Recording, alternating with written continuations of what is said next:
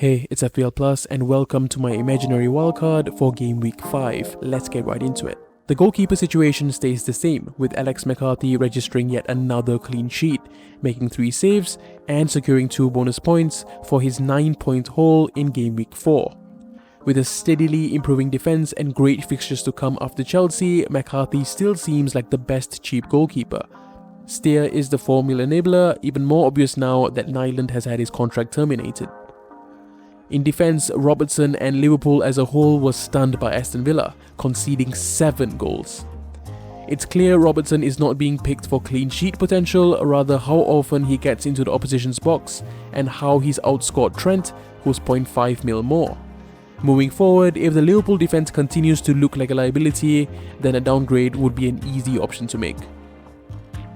Timothy Castagne also had a horrid game week 4 against West Ham, conceding 3 goals. However, he has consistently looked like one of the best attacking prospects from defense this season. Leicester's fixtures still look good and it's hard to look past him for now. Similarly, if he underperforms, there are options at his price range that would be easy swaps like Nelson Semedo or Ben Chilwell. Stuart Dallas played in central midfield for a short period against Man City, highlighting Bielsa's willingness to use him further forward on the pitch.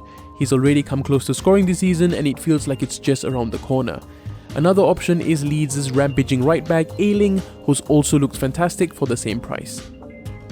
Tariq Lamptey has had an electric start to the season. Having already registered 3 assists, it looks likely he'll be racking them up as the season progresses due to his pace. Brighton have 2 great fixtures coming up that he'll cherish. At the time of this video, he is suffering from a hamstring injury but is expected to recover in time for Game Week 5. Finally, Ferguson.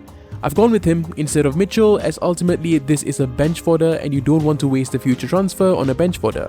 Mitchell will lose his spot to Patrick Van Aanholt very soon, while Ferguson has resumed training and will likely start in a couple game weeks. Moving into the midfield, and of course Salah's in there. Despite a humiliation at the hands of Aston Villa, Salah still got himself 2 goals and a bonus point. He is now owned by over 43% of all managers and has become an ownership risk. It's pointless talking about how good he is just essential. Next, it's Heung-min Son, who was a doubt for the Game Week 4 fixture against Man United, but surprise surprise, he started and scored twice while assisting 1. He's once again looking like the star of this Spurs side and he has a great understanding with Harry Kane. As long as he stays fit, he's a no-brainer for your FPL team, especially with those fixtures coming up. The next spot is taken up by Christian Pulisic. He's returned from injury and based on Chelsea's opening performances, they've really missed him.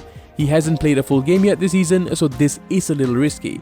However, him and Ziyech are likely the missing pieces to Chelsea's puzzle, and with Pulisic fresh off an amazing season in the Premier League, I'm backing him instead of Ziyech.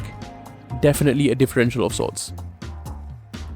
Moving on to James Rodriguez. He's proven time and time again since the opening game week why he might be the signing of the season.